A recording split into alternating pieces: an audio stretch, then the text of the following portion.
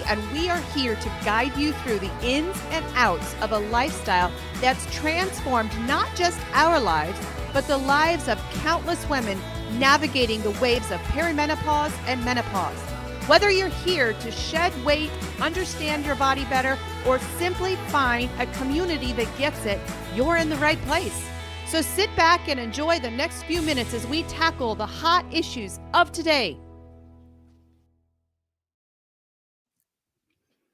Good morning, everybody. It's good to see you. Good morning, Coach Darcy. How are you doing this morning? I'm doing great. That's Doing wonderful. great. And so far in our testing of recording, I have not seen you freeze. I know. I So prayed hard.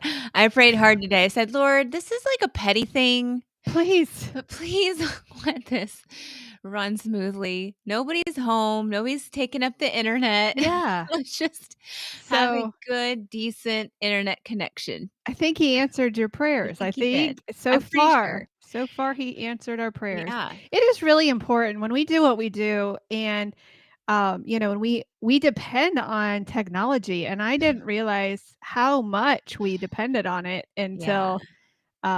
until we began our podcast. So, Right. hey, if you're listening to us, thank you for tuning in. And if you're listening to us on podcasts, we want to say welcome. It always really helps us if you give us a like, if you give us a review. That really helps spread our message. So if you're listening to us on podcasts, would you take a couple seconds and do that for us? And if you're watching us on social media, because we are live this morning, if you take a couple of seconds and share with your family and friends, that is how we get our message out. So thank you for doing that. We have kind of an interesting show today. The title of the show is "Why Does a Health Coach Care About Charlie Kirk?" And as we prepared the show today, number one, we're sad.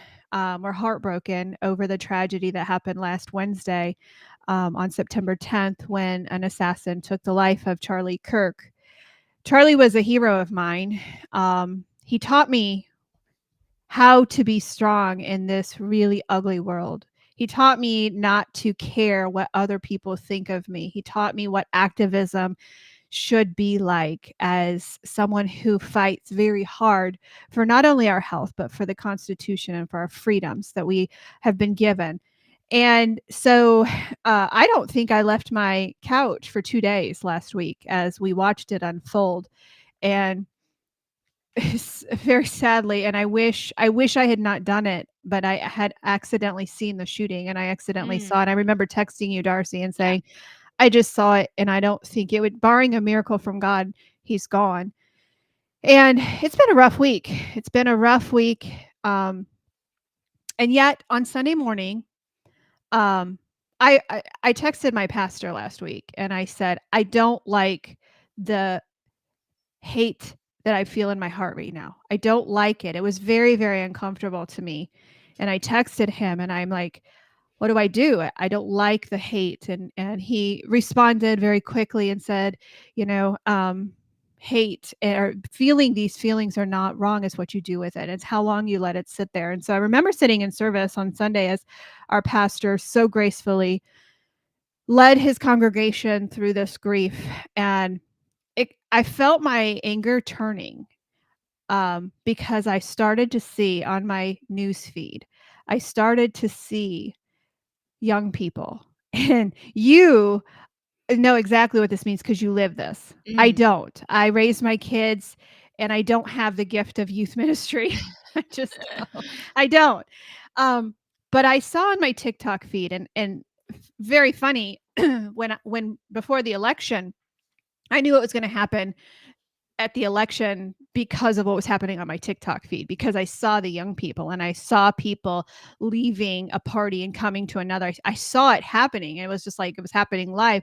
And that's what started to happen in my feed with Charlie. I saw, and I am still seeing tears, many, many tears from young people, old people, people who are in their 50s saying, number one, I'm leaving this party. And number two, I don't know why it's happening, but I am compelled to go to church on Sunday. I, and so as I'm seeing this, I'm like, this is not normal. This is not, um, this is not what regular activism that I've seen for the last 20 years. This is not normal. This is something else is pulling, and it's the Holy Spirit that's Mhm. pulling these people. And so my anger is beginning to turn to excitement because I am completely excited about what is happening. Darcy, when you went through it, you had a different perspective than I did. I'm very vocal on Facebook. You'll see if I feel it, you see it on my sleeve, and my followers know it. So there's no question how I walked through this. You're a little quieter than me. What were your thoughts as you think about last week and what happened? And then we're gonna talk about the purpose of this show today and why a health coach cares about this topic. Mhm. Um, the way I viewed it was because I do know how impactful being a mentor to young students, not mentor, but even a friend. Like I was just told recently by a student, like I don't want to necessarily see you as a mentor. I want to see you as a friend. I want to see you as somebody that I can go to and have a good conversation with and be inspired by maybe things that you say, which would be the mentorship. But I think that's what Charlie did for the young people out there. And that's why my heart breaks in a way, um, because he planted a lot of seeds out there, whether or not they were watered. And I think that's what Mhm. you may be seeing is the fact that God watered and was moving the Holy Spirit in what Charlie had planted because we Mhm. can't water it. It's God's job to water that seed. Mhm. It's our job to plant it and our job to, spread the seeds around and show love and Yeah. show what God's mercy is. And I, I I don't think reality hit me until I did see that, unfortunately. I did Mhm. see what you saw, and it's hard, Mhm. to see that the people that he was speaking to, those young people are impacted by that. Mhm. Now there is wrong, there is, the tempter is on both sides, the Republican and Democratic Party, and that to me was not necessarily, um a political thing. It was definitely an enemy type of shooting, I guess. Mhm. Destruction of somebody that the enemy was hating because of the seeds that he was planting. Now, was it turned political? Yeah, it was Oh, I because everything. 100% believe it was political. Oh, 100%. well, Yeah. I mean, I do believe that the enemy will use Mhm. anything political and non-political, evangelical, That whatever it was the thing is. about Charlie is he was all of those things. He was Right. and he's what we're talking about today. That's a fourth thing. I mean, there's so many sides, but everything that Charlie did was about God first, and Mhm. then it was about our country. And so it was all rounded Well, out, and that's why it was such a tragedy because of all of those layers. I would say in my perspective is that yes, it initially was political based on the person's heart and what his decision, like, because he didn't like what Charlie stood for. Um, but it comes down to biblically sound. Like Charlie was speaking biblically sound things, and Mhm. that to a lot of people that don't know Jesus see it as, oh, Mhm. we're just politically stating these things because this is Yeah. this is what the politics, this is the what the right wing people talk about or the left wing people talk about. And it he was very biblically sound, and that's Yeah. why I was seeing him more as an evangelical person that was helping them see uh a different type of light Yeah. that they don't see, um Yeah, that's not on social media. he Like created that's what. open dialogue for people, Yeah. and one of my favorite things about Charlie was and I saw him do this, I saw him say, is anybody here does anybody disagree with me? Come to the front of the line." Yeah. And they killed that. They literally killed the open dialogue, and we're a different country now because of this. Mhm. And I think we're going to become an incredible country because of this. Yeah. And somebody said something. I think it was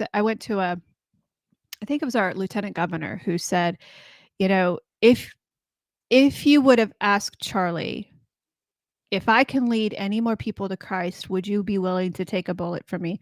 And his wife said he would say yes. I Mhm. mean, there's just Yeah. what is going to come out of this is so exciting. It was his ministry, the Turning Point USA, was literally prophetic because I believe this is the turning point. And I believe that our young people and our youth are going to lead. And Mhm. let me tell you, I will follow them anywhere. Yeah. And I will be backing them up every step of the way. But let's talk a little bit about why health coaches would care about this. Number one, my company is based from faith. I will never back down from or back away from the fact that we believe in a deep faith. And I don't believe it is possible for someone to lose weight without including the spiritual aspect of it and be healthy and whole. I believe that all three, body, mind, and spirit, have to be healed in your weight loss journey in order for you to do it right. And that's why the shots don't work, because we're missing the mind and the spirit part. You got the body part, that weight's falling off, but you're missing the healing of the mind and the spirit.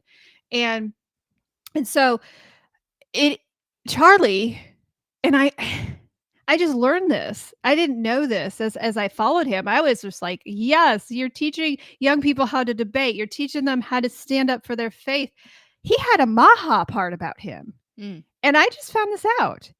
And as I was kind of grieving and studying about who he was, and when I was researching RFK and when I heard RFK speaking at his vigil on Sunday night, I didn't know this stuff. He was Maha all the way. In fact, Charlie had lost 55 pounds. And he's been known to say, I couldn't do what God wanted me to do with this extra weight. And so he went into this health portion of his life, lost 55 pounds, and what I'm reading, he lost it by cutting the sugar, very little carbs. He did intermittent fasting, and he got rid of all the ultra processed foods. And so it led me to study more about why he did that. And he was on the Jillian's show. He had RFK on his podcast. There's a lot of Maha stuff that I have just started to dig into. Um, but it made me think, and I want to talk to you about this. It made me think about our journey. And when I was so unhealthy, I always say the enemy is not afraid of unhealthy women. And a lot of people get offended when I say that, but I truly believe it.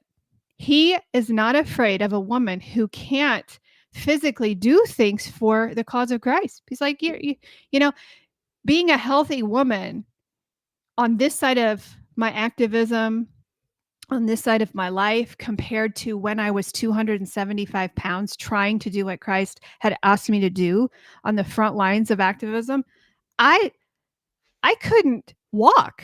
I couldn't do anything without being out of breath. I was stroke level blood pressure. I was the most unhealthy woman, and the things that I can do now don't even compare. Darcy, you were talking to me before the show today about leading the youth and how when I brought this topic to you, you were like, "I got a story for that." So Mhm. I want to hear that story. So 2020 is the official time where I was actually losing weight, and you had me start to work for you. And I didn't really have a passion for it. I didn't see it. I didn't have that same passion that you did.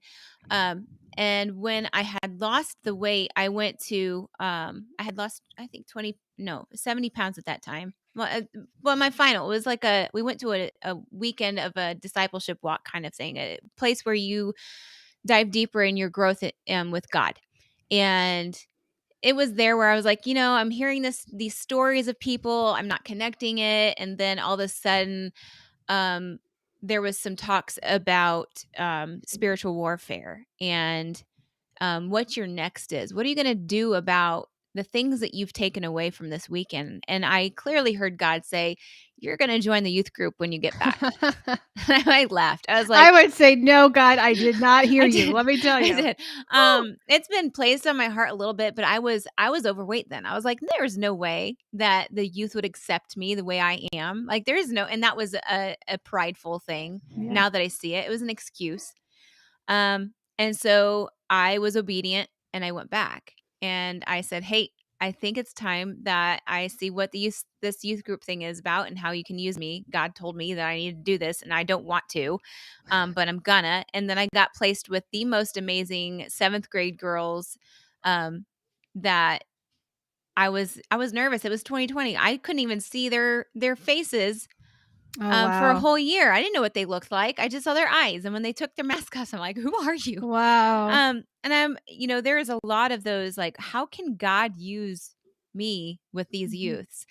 So not only did he give me a new passion for the youth group and seeing how God is using these youths, I call it from my cousin Vinny, that I call them the youths. The youths. And I'm like a person that I like to assess myself and like why I am the way I am. I like to understand why other people are the way they are. And I analyze, and maybe that's a bad thing, but I think Yeah. what God showed me is that you are at the bottom of your barrel. You had every excuse in the book. Mhm. And you finally got the one biggest insecurity out of the way. And now there's no more excuses. Yeah. And now it's your time. And as I lived this, not only working a new job of health, but also working a new job of working with students, it was a whole new world. Mhm. And what God showed me was that I was utilizing food as an idol, Mhm. and that I was putting food before him when I was ever depressed, when I was ever worried, when I was ever just trying to make a big decision. All of that became an idol. And did I worship food? Not necessarily. I didn't like bow Right. down to the ice cream and praise you. And no, it wasn't that kind. It was more of I went to food before I went to God. Mhm. And that's what these youth have taught me. And then another moment, a pivotal, important moment, a turn of when I was in a moment of like, God, I still don't understand why I am here and you have placed me here. Mhm. Not only did he mention in the Bible that he did not call the equipped, but he equipped Mhm. the called. So there's that. And he equipped me, but he also showed me this viewpoint of revival. And I was like, oh, this is going to be amazing. The world's going to do this. But he actually showed me who he's going to use to Mhm. start that revival.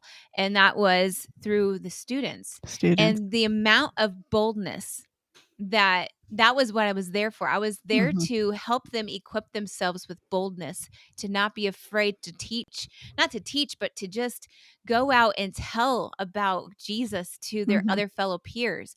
And it's at that moment you have to understand between that age of 5 and when they're starting to understand about Jesus, and the age 14, more kids become they know about the love of Jesus Mhm. between that time. And so it's really important to get to them in those moments and be there for them and then walk them through their Yeah. growth in Christ. So And then I at the want same time, while you're doing that, God's doing the same thing with you yeah, as you get your health in alignment because you didn't have the confidence. And yeah. that's not a part of I've got a whole list of things here that are practical ways that being obese or unhealthy can make it hard to physically serve God. And what I left off was the confidence. Mhm. I Yeah. There is no way I had to stand behind a podium probably weekly during that season of my life when I was politically active, and the confidence that I did not have up there that I do now. Now I still struggle with body dysmorphia. I still struggle with that. That's a trick of the enemy. But the confidence factor of just living and breathing is night and day. Mhm. And in order for you to instill confidence in those youth, you had to be going through the same Yeah. thing. Yeah. And Now, the thing that confuses me about you is you had that confidence when you're up on the stage singing because you're also a singer. And so I can't put my head and wrap my head around how you did that um, during that season of your life, but you did. You did it like a boss. Well, in that aspect, yes, I was up there and I would put myself in a bubble because it was between God and myself. I'm very kingdom minded, but when it Mhm. comes to the self-confidence here on this earth, then I second guess myself, and that's Yeah. of the enemy. But like I So you stepped into a different world I when stepped you were up into a there. different world, and I tend to do that sometimes still when people are just like they just don't get it. They don't get that passion that I have. But it's what we talk about in the company. It's all Mhm. about the body, mind, and spirit. Yeah. You know, Yeah. we can focus on a healthy mind, and a lot of Mhm. you might be biblically sound. You might have a good prayer life, but if you Mhm. are still putting your food before God and not having a healthy body, then you're unbalanced. And I had to realize, Mhm. and that's where I found that passion, and you helped me instill in that passion with people and health and why we coach Mhm. is to help people understand it's a balance, the body, mind, and spirit. Mhm. And if without one, you're going to be sick. Here's the cool thing though, Darce. As I think about that and my journey and watching your journey, God is so gracious and so kind that he allows us to heal one at a time. Hmm. I didn't heal body, mind, and spirit at the same time. There were days that I had to focus solely on putting down that donut and resisting the sugar. And it was a battle of a lifetime just to stay abstinent. And those times, I was not thinking about my mind. I was just focused on putting that donut down. And then I remember when it happened. I was with my friend. I went to a Rent Collective concert, and I was with my friend on the second row of the Rent Collective. They're an Irish worship band. Amazing. They're coming to Fort Wayne, by the way. I'd really like to go with you to that concert. Um, I remember they were singing this song about joy, one of their really popular songs. And I don't remember anything else that happened that day, but I felt um like a tea kettle, like I was a teacup, and I just felt joy just pouring into my soul. And that was the first day of my spiritual healing. And then I went through 6 months prior to that with no feelings. I couldn't cry, I couldn't laugh, I couldn't, and then that night I was healed. Mm, And so then that began my spiritual healing. And then I went to counseling and I fixed my mind. I fixed that. So God is so gracious in the fact that he doesn't make us force. We would be overwhelmed if we had to do it yeah. all. And maybe some people are so blessed that they are able to heal body, mind, and spirit at the same time. I was not one of those.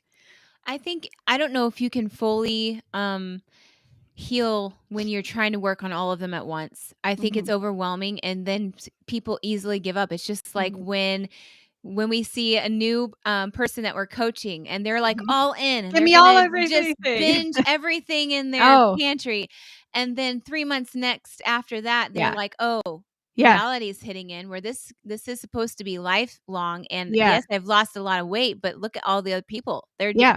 so you're Oh, looking around. when somebody enrolls in our program, the first email we get from is, "Tell me what to eat. Tell me, tell me, tell me, tell me." And Yeah, we're like, "Slow down. We yeah, need you to breathe. yeah. All we're gonna do for the first 2 weeks is elimination. That's all we're doing. We're not adding anything." We do that for a reason. Mhm, It matches the book Atomic Habits. mhm. You know, if you can Yeah, spiritualize Atomic Habits, it's just he's just so gracious in that way yeah, that body, mind, and spirit heal at on their own time yeah, and, when you're ready. Jesus has this steadfastness. He is the steadfastness. Mhm. In James, it talks about that and about just the joy and the steadfastness that he and has had for Mhm. years and years and years. And that's just patience. Like he Yeah. has so much patience for us. But initially, when we are diving into the word, Yeah. we're slowly learning that and we're understanding God's character more and more. But Mhm. And his timing. it's just like the hard work that we have to put into eating healthy. When we have Yeah. destroyed our bodies, we have to um, slowly reverse Yeah. those bad habits Yeah. We have to be consistent, and then we have to do it. Yeah. And if You we have to decide don't, to do it first. You have to be yeah. so tired of being sick and tired of living an obese life, living with type 2 diabetes, living with PCOS. You have to be sick and tired of being sick and tired enough to say, I got to make the phone call to coach. Mhm. I have got to do that. I've got to start somewhere. And then that's when we say, okay, we're going to give you the tools, but we're not doing it all at once. And we're going to work through the body, mind, and spirit. But let's talk a little bit. Yeah. I sent you this list this morning in our notes about practical ways that being obese or living with type 2 diabetes, living with these diseases of human civilization, how can that make it physically hard to serve God or to walk out his calling in your life? And here's a story. Our first person who ever lost 100 pounds with us now has a pro-life ministry that she emailed me and she said, Monica, I couldn't have done this before. Mhm. I could not, I was not mentally, spiritually, or physically ready to do this.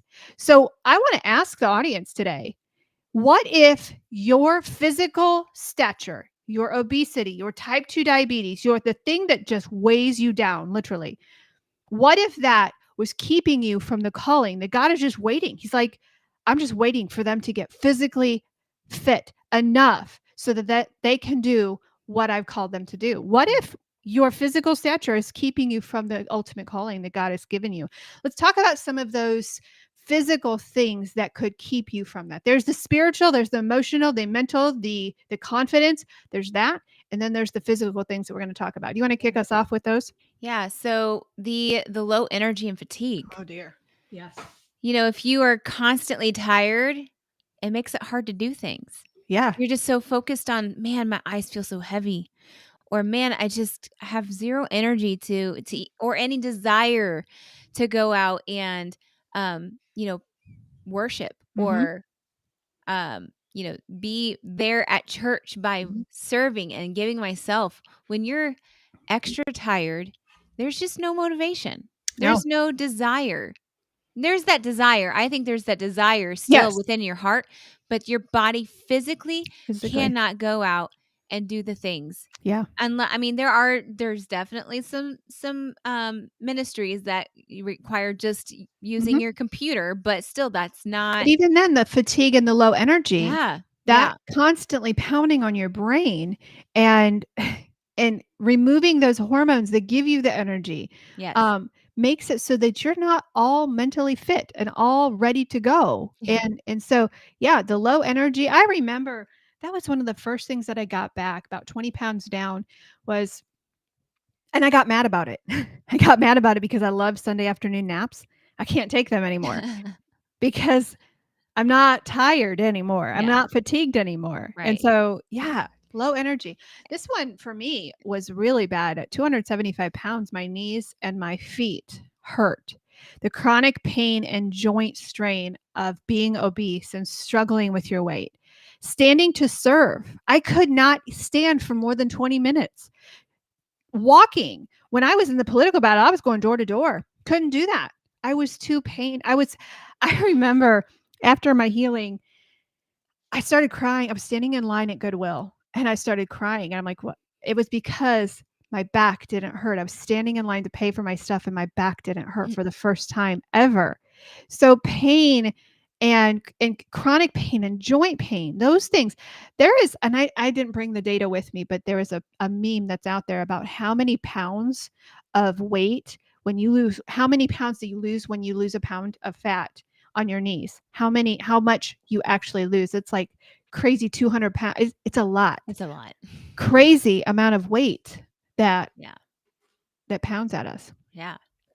And well, the next one would be on top of that, if you've got chronic pain and joint strain, you're limited mobility. Right. So the difficulty moving and bending and lifting. Listen, as I am a part of the youth group, I run circles around them. That's I am awesome. no joke. I am like, hey guys, want to play 9 square? And if you know what 9 square is, you know what 9 square is. I do. But it's active. Like Yeah. and then there's many times where we have these blow up obstacles that they bring to these events. I'm not just watching them, I'm a part of it. Mm-hmm. So you are going to be more of like a standby person Yeah, watching this stuff from the happen sidelines. from the sidelines. And what fun is that? I have a question for you, Darce. Shortness of breath. Mhm. Um, I'm sorry, I skipped one. So I Did hope you? you were done with that other one, but the Sure. shortness of breath, I'm just imagining you singing. Has Mhm. your singing changed since So, you it's funny that you say that, because I've had people, even on the worship team, say, "You for some reason, I've just noticed this change in you and the way that you sing and the way that Mhm. you, just hold yourself." And so, yeah, there is. You had to relearn it, didn't you? How to use the No, it just breath? got stronger. It Yeah. got stronger. Like there, I don't know if that's what it was or just like everything was healing. Like Uh-huh. I don't really have answers, but I have Yeah. been told like, yeah, you've changed. Like you're more confident. You are, Yeah. your vocals are stronger. They're, all those things. So, Yeah. I've imagined, there was, oh, I forget, she was an American Idol and she lost a lot of weight. And she was talking about how she had to relearn to sing because the weight that she carried would push down on her diaphragm. And mhm, so she had to make her diaphragm stronger because she couldn't, because that weight was no longer there. yeah, So yeah, it's that's a really interesting thing. But shortness of yeah, breath and small tasks like just leading a class. I remember teaching class on political activism and how I was out of breath because my lungs were crushed. yeah. So just that, yeah. Well, that you don't have that muscle, the Hmm. core. Like you don't have that's for vocal anything. Yeah. You've got to have that diaphragm, a strong diaphragm, and that's with Yeah. working out and having not the fat sitting on your diaphragm. Like that's Right. really important. Yeah. So, yeah. Yeah, totally. So Yeah. another one would be, frequent illness because when you are overweight, Hmm. if you are not having the great minerals that your body needs Hmm. because your nutrition choices are not feeding your body the way it needs to, you're going to find that you are frequently ill. Hmm. So if you are frequently ill and you're saying, "Oh yeah, I'll volunteer to do that," and then you're constantly sick, Yeah. that is for one not really great for consistency and what Yeah. is accountability. Accountability, right. But it's that constant inflammation and you're just gonna be sick Yeah. often. And so that is a hindrance to you volunteering or doing something even Yeah. at work. Volunteering at your political events or, Right. whatever it is. Like if you Yeah. have that, you can't be around a whole lot of people because you're afraid to get sick. But well, Right. because for some reason, when there's a lot of people around, Get sick. you Since have I a low lost the tolerance. weight, I had one bout of mild COVID. Um, in the middle of it all, it was a very like it only lasted about 2 days. Mild case of COVID, lost my taste and smell, came back within 2 days. That's the only time since I have lost the weight that I've been sick. I Mm, no longer get cold sores like I used to. right.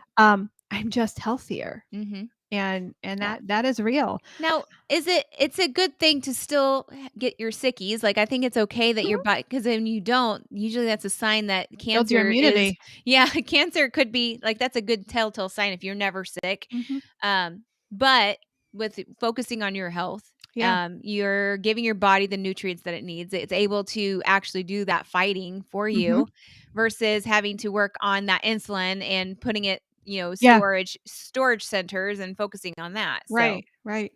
Well, and typically when you are obese, many times you're on medications, mhm. and medications have side effects, and managing multiple prescriptions can literally sap the strength out of you and limit your travel or mission.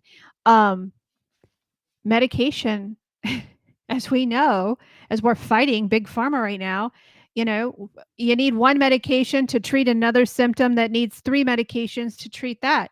So when you're sick all the time, if you're struggling with type 2 diabetes, you're on in and the, all of these diseases, you're on all these medications that prevent you from being the person that God called you to Yeah. do.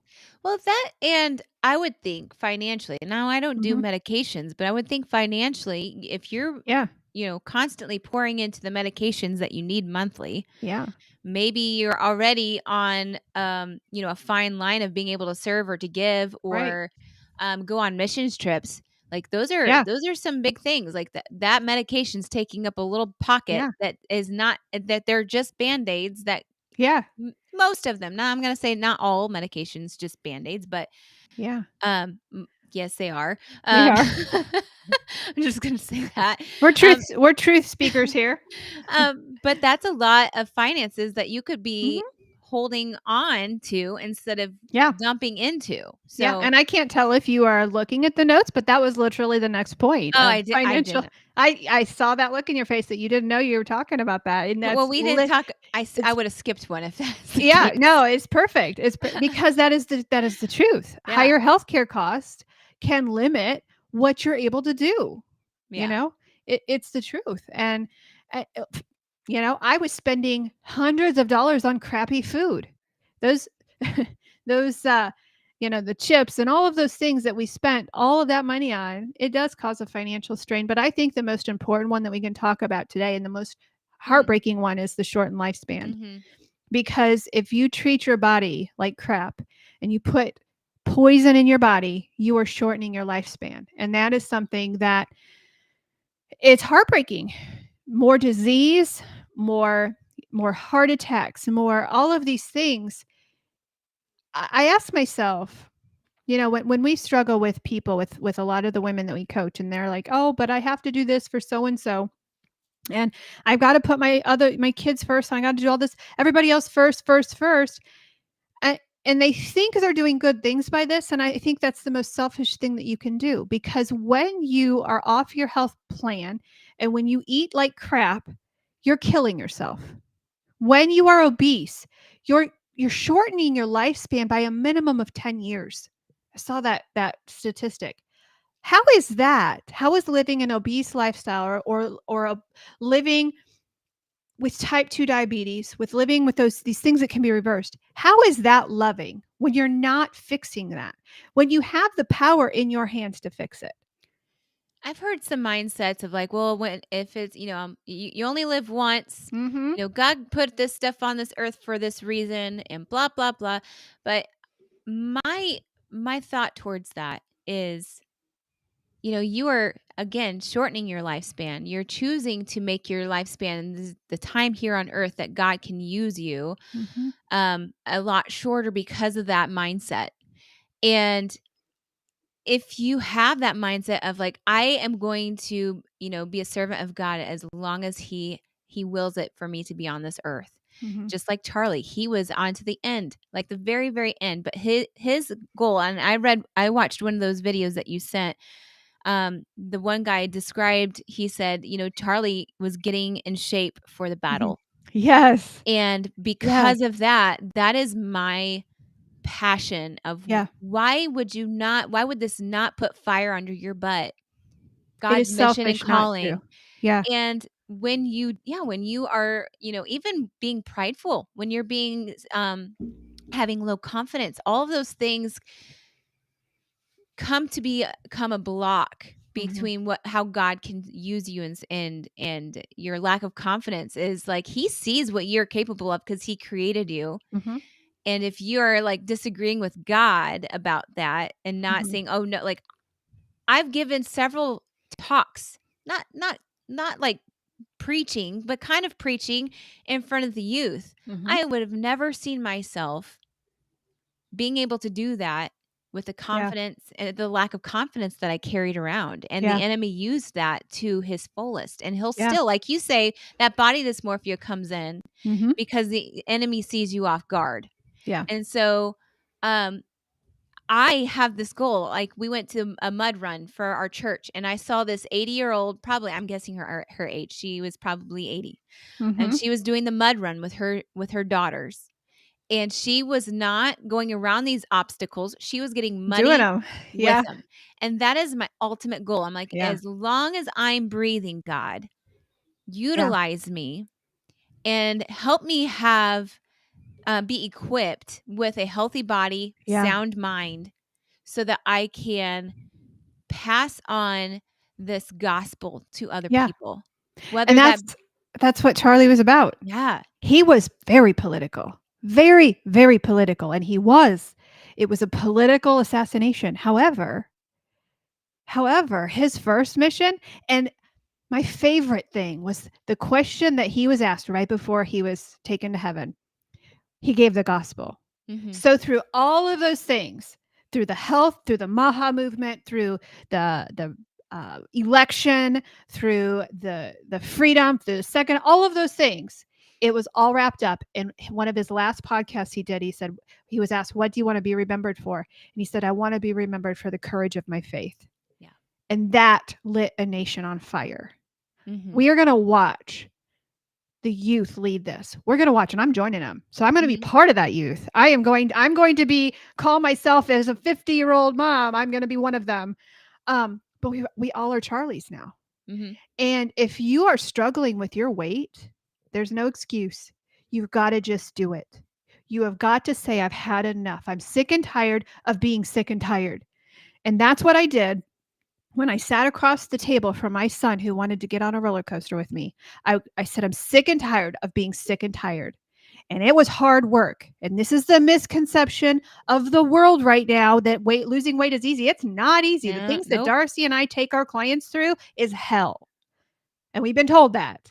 And we've been cussed at before by our clients. But at the end of the day, you got to be sick and tired of being sick and tired. Yeah. You've got to get sick and tired of feeling the body fat on your body and say, I'm done. I am going to put the things in my body that are going to heal me. It's a sad, sad week. We're going to lay him to rest on Sunday. But I think as we have time to mourn this week, we're going to bury him on Sunday, but then a movement is going to start. And Darcy and I are fired up. We are fired up because not only are we going to watch a youth movement take over, a revival hit our churches, Mhm. we're going to watch a nation get healthy again because we're talking about it now. We're living it. If you are stuck, if you're frustrated, if you're mad, we love to see mad people come to us, because when you're mad, when you come to us, we can work with you. We take that madness, we use it as fuel, and we watch those pounds fall off of your body. So come to us mad, please. If you're sick of it, invest in yourself. Yeah. Blows me away. People will spend $1,500 on a shot that doesn't work, and they freak out over $1,300 for a transformation of their body. Yeah. Just blows me away. Well, because you you got got to to be work mad for it. You got to work for it. Yeah. We make you work hard. Yeah. But at the end of the day, you are like 3 of our clients right now who have crossed the 100-pound mark. Yeah. There's Yep. 3 of them. They're all racing. They're all fighting for it. I love it. We Yep. love what we do. We love our people. We're sorry, Charlie, that you are no longer with us. But I think the minute you took your first breath in heaven is the minute our world was transformed. And I'm excited about it. Yeah. I'm excited about it. If you're frustrated, reach out to us. Yep. You can find us at kmhealthcoaching.org, where you can sign up with. We prefer that you sign up for a health assessment, because then we can talk you through what you really need. We have a signature program that 90% of our clients sail through and they have victory. We have a more affordable program. Don't care for that program too much. If you work it, you can do it. About 50% success rate. I probably shouldn't say that. I probably shouldn't, but I love what we do. I love the success. I love the 90%. I love that. Yeah. So, any last minute words, Coach? I'll end it with what I tell my students and what I've told my students since 2021, when God gave me the message for them to say, be big and be bold. And that's what my message is for you, is to be big in a not physical way and be bold. Mhm. Be big with what your confidence and Yeah. with what God can do with you and your mission that He has for you, because we are fearfully and wonderfully made. And God has created us all uniquely talented in our own individual way. And He can use that. He can use Yeah. you in any way, but you need to be healthy and confident that He can and He will utilize you in the way you are. So Yeah. be big and be bold. And I'll add one last thing to your be big and be bold, is do hard things. Mm-hmm. Be brave enough to do hard things. When you do that, you're going to find your life is going to transform and you're going to change the world. We love you guys. We're here every Tuesday morning. Our podcast is released every Tuesday morning at 6 a.m. And so if you need anything, please find us at kmhealthcoaching.org. We love you. Bye. Hey, it's Coach Monica here. Guess what? If you're fed up with feeling stuck in your battle with weight or food, I've got something just for you. Check out our free Facebook groups. Over at Food Addiction and Recovery, I'm over there waiting for you. We're going to walk this journey together. It's about getting real, sharing our stories, and lifting each other up. We're in this together every step of the way. And if you're curious about changing your life with keto, the Weight Loss Project is where you want to be. Coach Darcy is amazing. And together, we're not just talking about losing weight. We're talking about finding a happier, healthier you. So, what do you say? Are you ready to join us? The links are in the show notes below, and I'm telling you,